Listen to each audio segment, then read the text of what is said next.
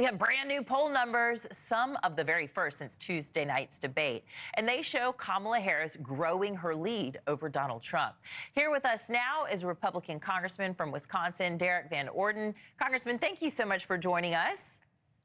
Well, you're welcome. It's great to be here this morning. A lot of eyes on Wisconsin. You endorsed Trump, but the latest polling shows Harris ahead, not only nationally, but in your state, too. Why do you think she's resonating with Wisconsin voters more than Trump in this moment in time? I don't think she is. I don't think that poll is accurate. Listen, people in the state of Wisconsin are having difficulty filling up their gas tank and a grocery cart on the same day, and that's unacceptable. And it simply was not like that when Donald Trump was president.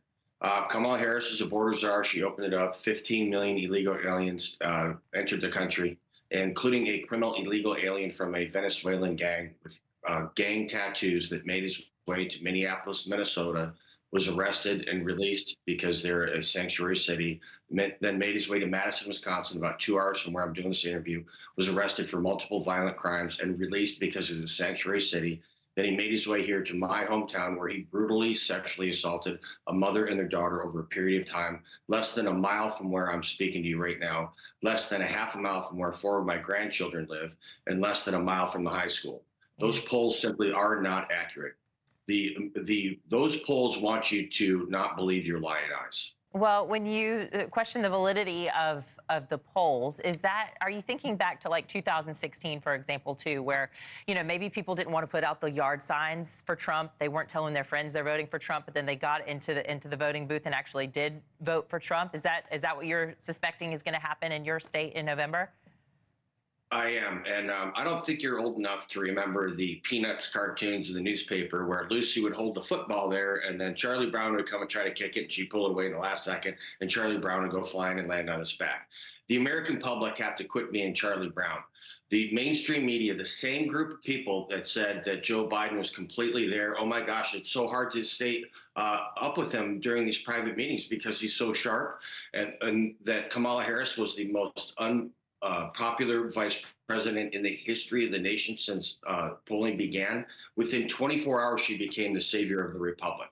That's the same Democrat machine. The mainstream media is the communication branch of the Democrat Party, and they're doing the same old hokey doke they did before. So believe your lying eyes. Look at the gas pump when you fill up your tank. Look at your grocery bill. Are you really happy with being concerned about a criminal illegal alien taking your children from you?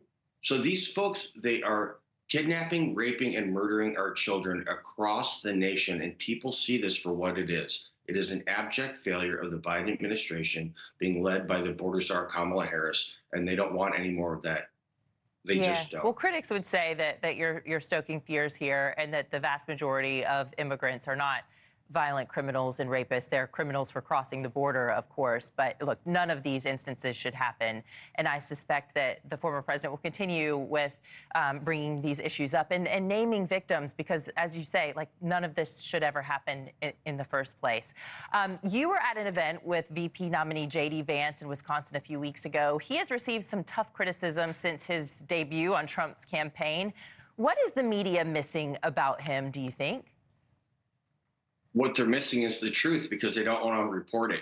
J.D. Vance was raised in abject rural poverty, joined the military, made something out of himself, and now he is a member of the United States government at the highest level of the most powerful country that has ever existed on the planet.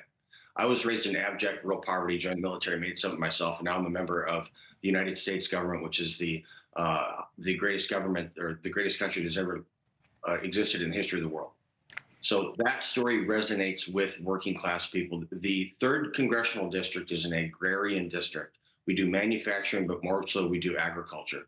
And we depend on immigrant labor coming here. And there's a very distinct difference. And that is a red herring that the media is throwing out.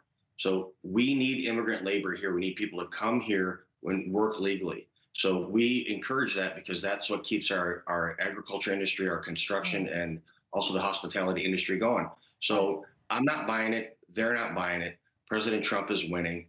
The Americans want peace, prosperity, and security, and that's what Donald Trump and J.D. Vance will deliver in November. Thanks for watching, everybody. Go to joinnn.com to find NewsNation on your television provider. Also, don't forget to click that red subscribe button below to get more of NewsNation's fact-driven, unbiased coverage.